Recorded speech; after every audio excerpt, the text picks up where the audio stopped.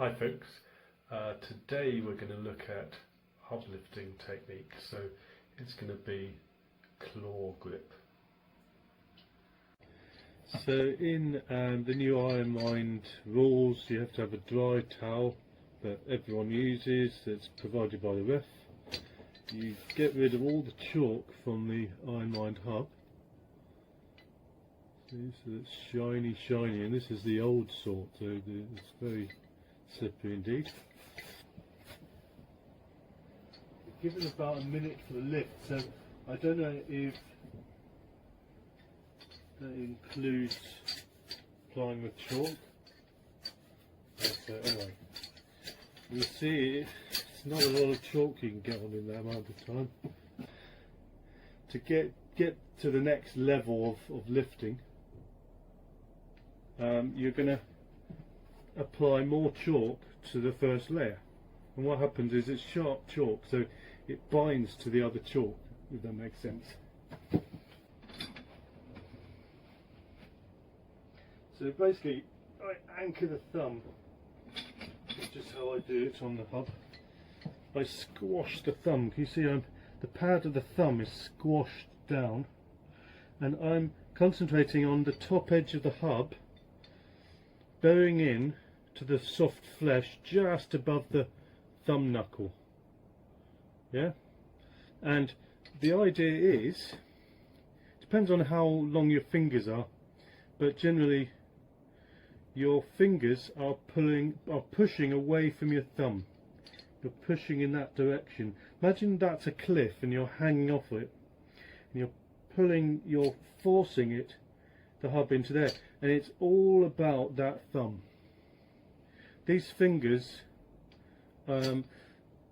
you can angle a little, and that just sort of gets you a little bit more surface contact. The longer your fingers, the more you have to crank the knuckles forwards, if that makes sense. So generally my knuckles are cranked a little bit during the lift, but for really long fingers you're going to have to really work those knuckles forwards, okay? And that's really just to get the force away from the thumb. You're pushing away, and you know, so again, make sure there's no loose chalk. It's very dry chalk, so you're cranking in that direction. For a legal IronMind lift, you demonstrate your hand starts at the bottom. Now people get this wrong all the time. They say, oh, your fingers are drifting up, your little finger's not touching. The reason for the rule that your fingers start at the bottom is to demonstrate you're not doing a doorknob technique. So you start at the bottom, and during the lift your fingers are allowed to creep. In fact, often if you look at a lot of the world record lifts, the little finger can actually be seen drifting up. But it has to start at the bottom at the beginning of the lift, and then you do that. So it's really just to make it a legal lift, to show that you're not doing an illegal lift. Anyone who thinks that the fingers all have to keep in contact with the bottom plate for the whole lift, that's not what the rule was for. You know, it wasn't to make it some silly, almost impossible challenge. I mean, some people have a little finger that's considerably shorter than the other fingers. I mean, that's just a bit of an ask, isn't it?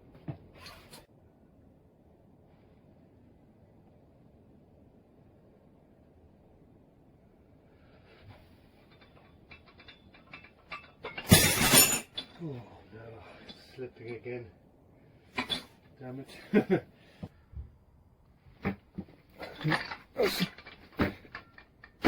About as good as I can do with fresh chalk. I hope you found that useful. I'll stick another video at the end of this just to show what I've managed in the past with a properly chalked hub. And I think everyone's aim is at the moment, in light of the new rules, to see if we can push it back up past that 40 kilo mark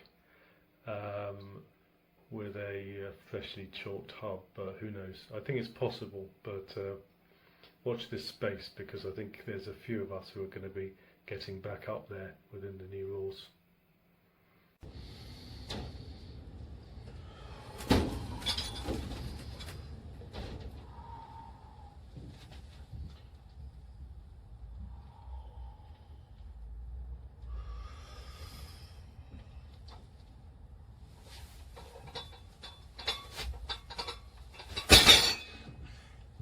Yes!